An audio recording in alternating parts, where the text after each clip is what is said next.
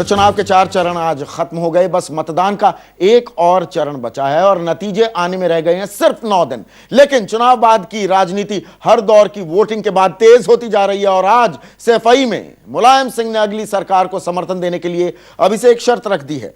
जो करेगा उत्तर प्रदेश में माया सरकार को बर्खास्त, उसे मिलेगा समाजवादी पार्टी का साथ। आप क्या बनाएंगे? कांग्रेस की सरकार बनवाएंगे? अब जो हमारे किसान, मजदूर, गरीब, बेरोजगार, नौजवान और व्यापारी जितना भी वर्ग है आज सब पीड़ित हैं। जो उत्तर प्रदेश की सरकार को, जो असंवैधानिक सरकार है, उच्च न्यायालय का आदेश नहीं माना गया है 18,700 बर्खास्त करने के बारे में, और एक और जजमेंट तभी दिया है कि ये सरकार ठीक से नहीं चल रही है। तो अब ग्राउंड बन गया है, जो सरकार का साथ लेंगे देंगे, जो इस सरकार को पहले बर्खास्त करें, उत्तर प्रदेश सरकार को बर्खास्त करें। तो आप सुन सकते हैं मुलायम सिंह यादव कह रहे हैं कि जो हमारा समर्थन चाहता है उसे पहले मायावती सरकार को बर्खास्त करना होगा। हमारे साथ नेशनल कॉन्फ्रेंस के वरिष्ठ नेता फारूक अब्दुल्ला साहब जुड़ रहे हैं, श्रीनगर से चुनाव भी लड़ रहे हैं। आज उनकी किस्मत भी ईवीएम वोटिंग मशीन्स में बंद हो गई है। आपके दावों के बारे में बाद में बात करेंगे फारूक साहब, लेकिन मुलायम सिंह यादव जो कह रहे हैं, आपके दोस्त हैं, आप ही की तरह मुख्यमंत्री रह चुके हैं एक बड़े सूबे के, वो कह रहे हैं मैं उसी को समर्थन दूंगा, पहले उस सरकार को बस बर्खास्त करो तभी समर्थन दूंगा। ये सौदेबाजी नहीं तो और क्या है? मैं समझता हूं कि वो बहुत बड़े नेता हैं हिंदुस्तान के, मगर वो डेमोक्रेसी में भी बिलीव करते हैं। अगर मायावती देवी जी लोगों के वोट से आई है तो वही उनको बर्खास्त कर सकते हैं। हम इस खिलाफ हैं कि कहीं पे भी 356 इस्तेमाल किया जाए। हमने इसके बारे में आंदोलन उठाया है सेंटर में, जब वाजपेयी जी भी थे, और मुलायम सिंह जी भी जानते हैं कि उस वक्त ये सब लोग इस आर्टिकल के खिलाफ थे, जिसको बहुत बेबुनियाद तरीकों से इस्तेमाल किया गया है। इसलिए मैं समझता हूँ, अगर मैं तो पूरा ये समझ नहीं सका हूँ, मगर मुलायम सिंह जी डेमोक्रेटिक आदमी हैं, डेमोक्रेटिक प्रोसेस में बिलीव करते हैं।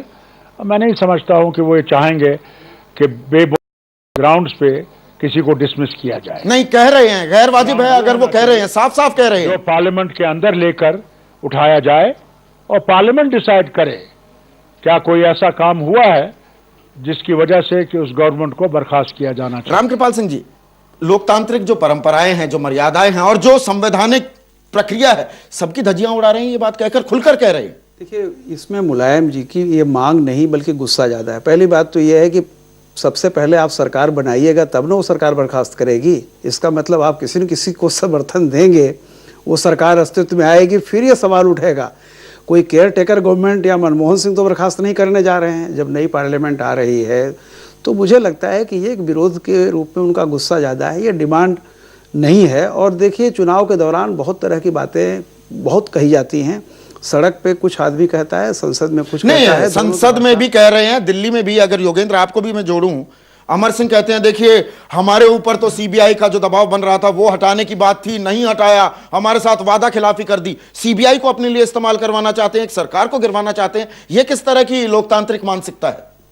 संदीप, सौदेबाजी में मुझे कोई बुराई नहीं महसूस होती, क्योंकि एक तरह से दो अलग अलग पार्टियां अलग अलग हितों का प्रतिनिधित्व करती हैं, बशर्ते वो सौदेबाजी खुली हो, बशर्ते उसमें कोई बड़ा मुद्दा शामिल और संविधान के दायरे में हो ना। लेकिन ये जो मुलायम सिंह जी बात कह रहे हैं, और यही बात लगभग जयललिता कहने वाली है, आज उन्होंने कहा नहीं है, वो 4 दिन बाद कहेंगी, थोड़ा ज्यादा समझदार, पहले करुणानिधि साहब को हटाइए। ये जो है हमारे लोकतंत्र की लेदे के पिछले 15-20 साल में एक जो बड़ी उपलब्धि हुई है कि 356 नामक तलवार इस देश से बाहर हो गई है मोटे तौर पे, उसको वापस लाना चाहते हैं वही लोग जो कल इसका शिकार बनेंगे।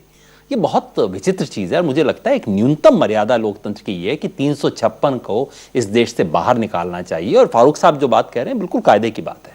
फारूक साहब, ये एक खतरा बन रहा है क्या? जो शतरप हैं अब शतरप इस तरह की मांग करने लगे, एक चीज जो दब गई है, जो भुला दी है इस देश ने, अब उसी जिन को आप बोतल से निकाल रहे हैं, 356 नामक जिन को।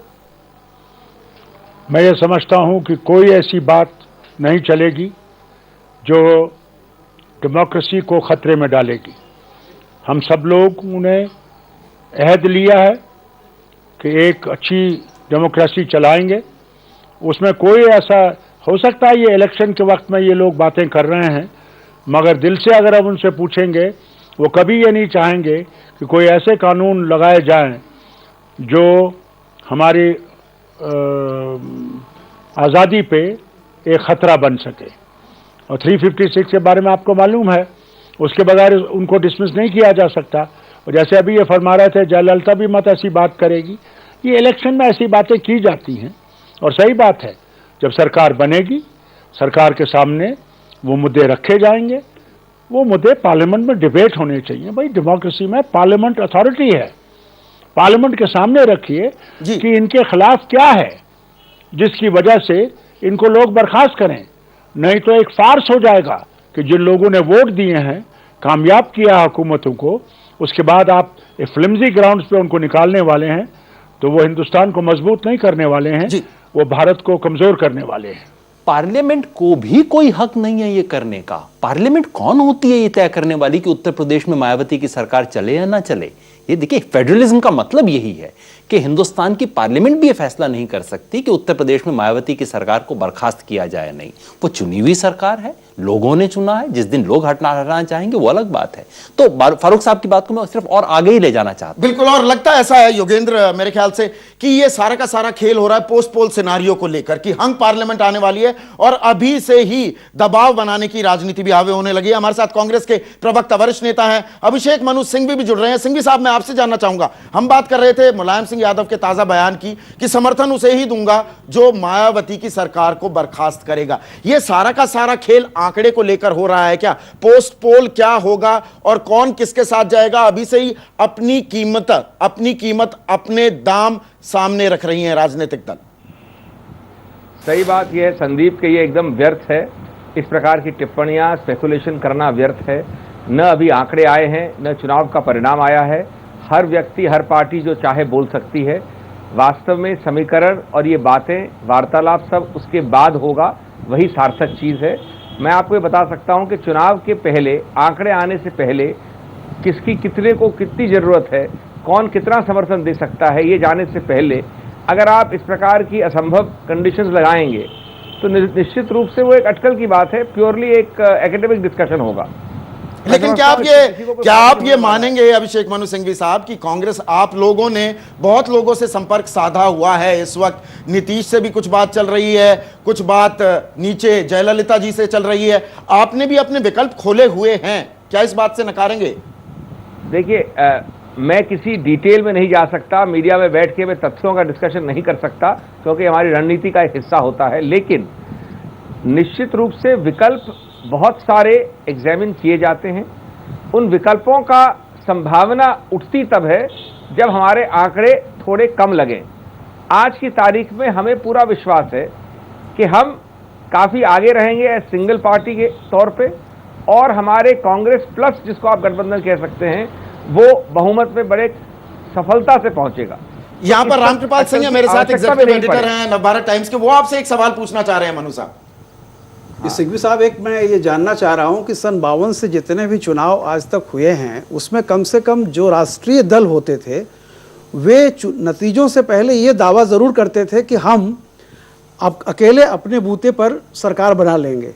लेकिन इस बार न तो बीजेपी ने न कांग्रेस ने इस तरह का कोई भी दावा नहीं किया कि हम या हमारी पार्टी अकेले अपने बूते पर आ जाएगी, और अगर कोई इस तरह का कहीं से छोटी मोटी कमी रही तो वो देखा जाएगा।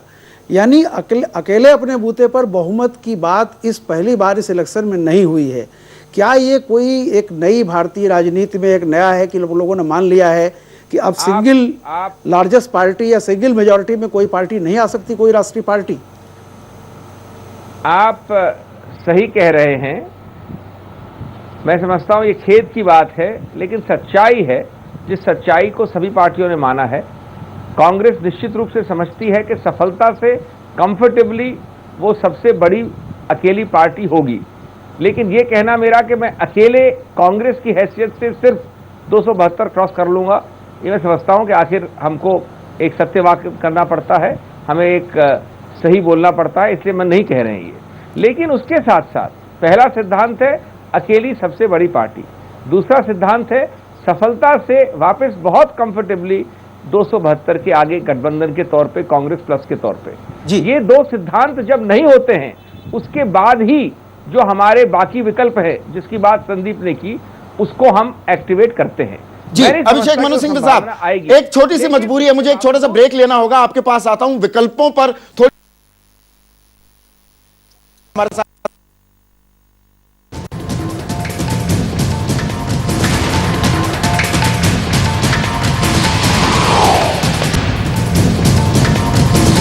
आप देख रहे हैं वोट इंडिया वोट, और चौथे दौर का मतदान खत्म हो गया है, लेकिन अभी से ही पांचवें दौर के बाद 16 तारीख को जब वोटों की गिनती होगी, उसके बाद किस तरह की तस्वीर है उसको लेकर पींगे भी बढ़ाई जाने लगी हैं और प्रयास भी किए जाने लगे हैं। अभिषेक मनु सिंघवी साहब, मैं आपसे जानना चाहूंगा, जो विकल्प तलाशने की बात है, आप एक और तो ममता बनर्जी के साथ गठबंधन करते हैं पश्चिम बंगाल में, दूसरी ओर आप ही के महासचिव राहुल गांधी कहते हैं कि हम लेफ्ट का भी समर्थन ले सकते हैं। आप ये दो नावों में कैसे सवार होंगे?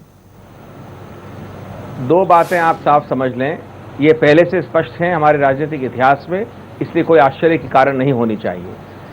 प्रदेश में एक तरफ गठबंधन हो सकता है, केंद्र में बिल्कुल दूसरा हो सकता है।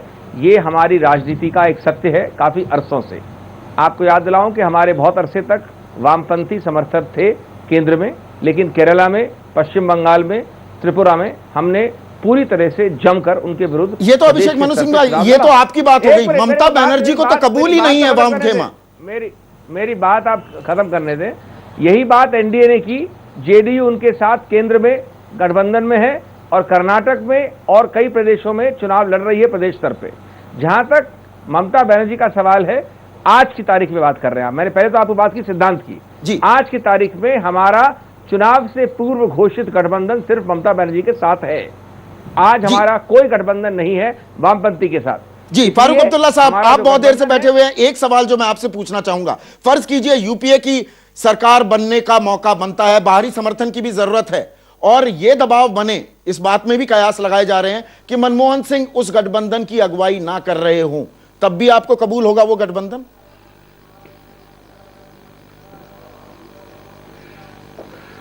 अब्दुल्ला साहब, आपको मेरी आवाज आ रही है? जी, मैंने ये सुन लिया। मैं ये समझता हूं कि कांग्रेस ने और यूपीए ने फैसला किया है कि इनका जो अगला प्राइम मिनिस्टरल कैंडिडेट होगा, प्रधानमंत्री होगा, वो डॉक्टर मनमोहन सिंह है। इसमें कोई तब्दीली नहीं आने वाली है। बाकी के बीच में मुझे नहीं कोई तब्दीली आएगी, और मैं समझता हूं कि लेफ्ट को भी ये कबूल करना पड़ेगा अगर वो उन ताकतों को बाहर रखना चाहते हैं जो देश को धर्म के नाम पे बांटना चाहते हैं। जी बहुत बहुत शुक्रिया फारूक अब्दुल्ला साहब आपका, और अभिषेक मनु सिंघवी साहब आपका। क्षमा चाहूंगा आपकी बात बीच में काटी, लेकिन मुझे कार्यक्रम यहीं खत्म करना होगा। योगेंद्र यादव साहब, आपका भी बहुत बहुत शुक्रिया। रामकृपाल सिंह, आप मेरे साथ बने रहेंगे डंके की चोट पर के लिए भी, ब्रेक के बाद।